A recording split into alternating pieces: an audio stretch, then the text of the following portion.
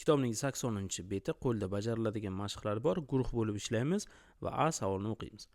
Birinchi likopchaga 6 ta, ikkinchisiga esa 10 ta kub qo'ying. Kublarning jami soni nechta? Bizda agar mana bu yerda demak birinchi likopda 6 ta kub, ikkinchisida esa 10 ta kub bor. Va ularning jami soni nechtaligini topish oson. Bu birinchisida 6, ikkinchisida 10 ta bo'lsa 6 ga 10 ni qo'shib yuboramiz. Demak 16 ta bo'ladi. Bu demak A savolimizga javob bo'ladi. Ikkinchisi B savolimiz bor. Har bir likopchada kublar bir xil miqdorda bo'lishi uchun bir necha kubni bir likopchadan ikkinchisiga o'tkazing. Har bir likopchadagi kublarning o'rtacha soni nechaga teng bo'ladi? Deylik, birinchisida 6 ta edi. Demak, ikkinchisida 10 ta. Bular bir-biridan farq qiladi. Birinchisida albatta kamroq 6 ta, ikkinchisida ko'proq 10 ta. Endi 10 tadan nechta 6 taga olib qo'yadigan bo'lsak, ikkalasi bir xil bo'ladi. Deylik, bitta olamiz, 10 dan 1 ni ayiramiz, bu yerda 9 qoladi. 6 ga 1 ni qo'shsak 7. Demak, 7 va 9 bular bir xil emas. Mana bu yerdan yozib borsak ham bo'ladi. 7 va 9. Bular demak bir xil emas. Endi ikkinchisi, 9 tadan yana bitta olib 7 ga qo'yamiz. Ya'ni 7 plus 1 9 minus 1 bo'ladi. Chunki ikkinchi likopchada yana bitta kamayadi. Shunda 9 dan 1 ni olib 7 ga qo'shadigan bo'lsak, 7 plus 1 bu 8 ga teng bo'ladi. 9 dan esa bitta kamaygani uchun 9 minus 1 bu ham 8 ta bo'ladi.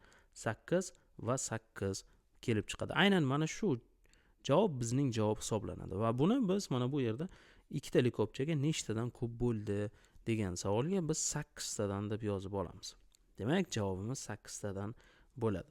Endi C variantiga qaraydigan bo'lsak, kublarning umumiy sonini toping va ularni teng ikki guruhga bo'ling. Har bir guruhda nechtadan kub bor? Ya'ni bu yerda har bir likopchadagi kublarning o'rtacha sonini topishimiz kerak bo'ladi. Ularning umumiy sonini teng ikki guruhga bo'lishga o'xshaydi. Ya'ni bizda 6 ta va 10 ta bor edi. Bu yerda quyidagi amalni bajaramiz. Qavs ochamiz, 6 ga birinchi 10 ni qo'shamiz. Va buni teng 2 ga bo'lib yuborishimiz kerak ekan. Ya'ni 6 ga 10 ni qo'shsak 16 bo'ladi. Buni 2 ga bo'ladigan bo'lsak, bu 8 ga teng. Biz yuqorida chiqargan javobimiz bilan bir xil, ya'ni har biri 8 tadan, bu yerda ham 8 tadan chiqqan edi. Ya'ni miqdorlarning o'rtacha qiymati deganda, miqdorlarning jami qiymati 6 plus 10 va bo'lingan miqdorlar soni, ya'ni 2 ga bo'lib yubordik. Shunda javobimiz 8 kelib chiqdi.